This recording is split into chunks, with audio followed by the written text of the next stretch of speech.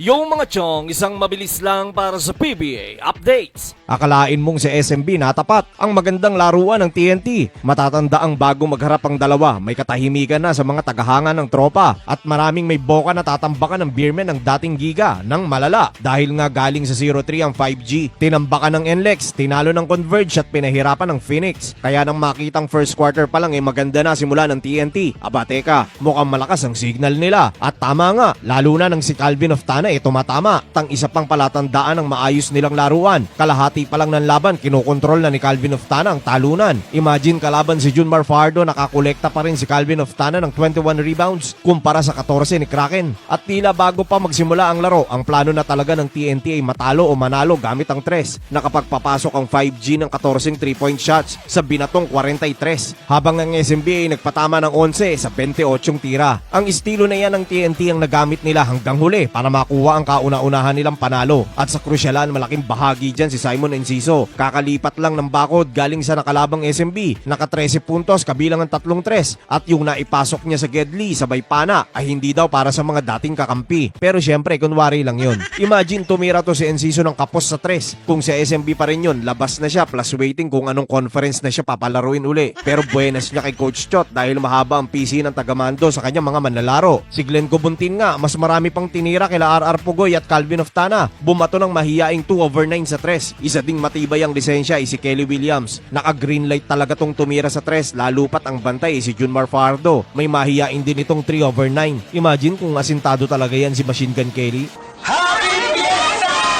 Big time na maituturing ang panalong yan ng tropang 5G. Bukod sa SMB ang kanilang tinalo, nakuha na rin nila ang kauna-unahang mailap na panalo. Mabigat-bigat din kasi yung 3 sunod na talo. Kaya tamang taas ng kumpiyansa ang tropa dahil Mighty Beerman tong tinalo nila. Dahil nga kapag all Filipino, masarap sa koponan kapag nakaisa sila kay Junmar Fajardo. Pero in fairness kay Kraken, solid pa rin ang nilaro nito. May 21 points at 14 rebounds. Si CJ Perez din ay kumota ng 26 puntos kabilang ang 4 na 3. Pero ang malupit sa Beerman last game ay si Wami Chongson. Matulis, naka 15 puntos kabilang ang 5-3. Ang problema sa SMB last time, patay momentum kapag pumapasok na ang mga pamalit. Si Don Trollano ay itlog sa laban, pero ika ng ilan, bad game lang dahil Mr. maaasahan naman to dun sa mga una nilang laban. Si Jericho Cruz, 1/8 sa field, minus 16 sa plus-minus. Parang si Muala Tautua na kapag pumasok kabahan ka na kung maka-SMB ka. Last game itlog at minus 11. Kaya sa SOCMED pinulutan tong dalawa na kung maiti-trade ay sila na. Ang kagandahan lang nitong mga huling laban, medyo napapahirapan nila ang mga fans na mahulaan kung sino ang mananalo. Marami ang sumablay ng hula sa first 3 games ng TNT. Ganun din sa last game ng SMB. Pero mahirap pa rin kayang hulaan tong sunod na laban ng tropang 5G. Hanggang dito na lang mga chong. Maraming salamat. Hanggang sa muli.